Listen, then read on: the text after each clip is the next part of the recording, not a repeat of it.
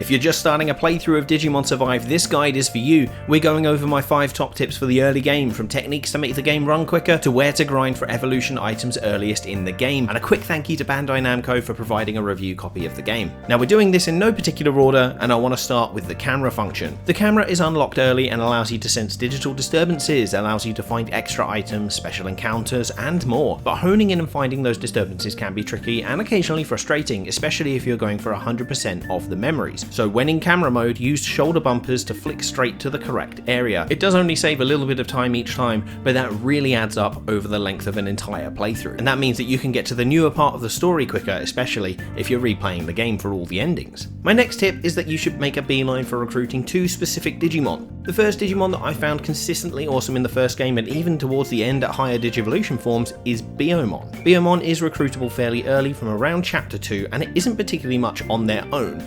However, they digivolve into Birdramon from chapter 3, and that is where it becomes a game changer. Birdramon has good attack, high speed, and really great mobility as a flyer. Birdramon can easily be sent to retrieve items in chests while the rest of your Digimon handle the opposition, and can then come back and pack a real punch to help decide the fight. In later chapters, Garudamon is also a valuable ally, so Biyomon should definitely be one that you recruit early in the game. The second one is Betamon, and again, there is nothing special about Betamon at the start, but eventually you can get Seadramon and then Mega Seadramon.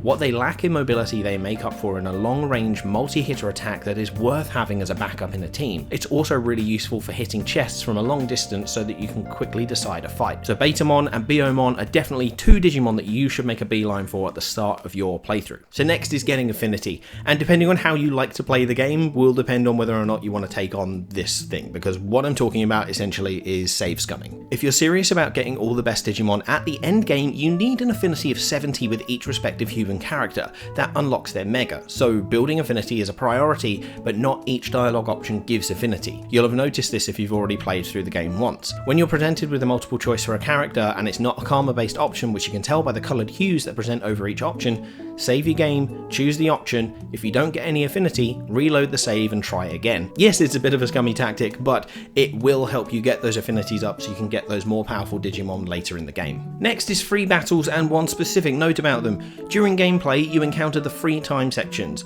From memory, I think it's chapter 3 that this starts, but I can't quite remember offhand. The point is, you have a limited number of moves here to talk to who you want and build your affinities or get special items. It's kind of akin to the social sections in Persona titles. However, free battles don't count towards this. You can grind Digimon, farm items, and get specific Digimon onto your team.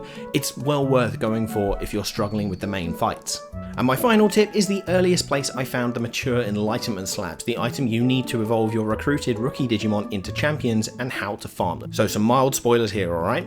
In chapter 2, you beat a battle where you have to protect some Gomamon. After this mission is complete, you unlock the inner shrine area where you get your first mature enlightenment slab. Save here. Now, when you go to each different area on the map, you'll get an encounter from Fangmon where you'll need to survive all 3 of his turns. That includes him moving and protecting, so you should be able to kill him in this fight. If you do, he runs away and you get a chance of receiving another mature enlightenment slab. If you get it, save. If you don't, restart. It's a fairly decent chance, and if you've got the patience, you can get 9 slabs here, which should be more than enough to get your team up to good power. Now, you do seem to be able to get these slabs from pretty much any champion Digimon you fight from there on. However, this is the earliest place that you can properly grind it, and if you've got a bit of time together, it's a very easy fight to survive, so it's worth doing so you can get your team up to scratch. And those are my 5 top tips for Digimon Survive's early game. It makes subsequent playthroughs or your first playthrough a breeze, and lets you get plenty of cool Digimon that you want, as well as the right affinities and items to set you up for the late game well. Have you got any other awesome tips for Digimon Survive? Let us know in the comments, and make sure you hit subscribe before checking out this video. It's more Digimon from me, and that's always a good thing.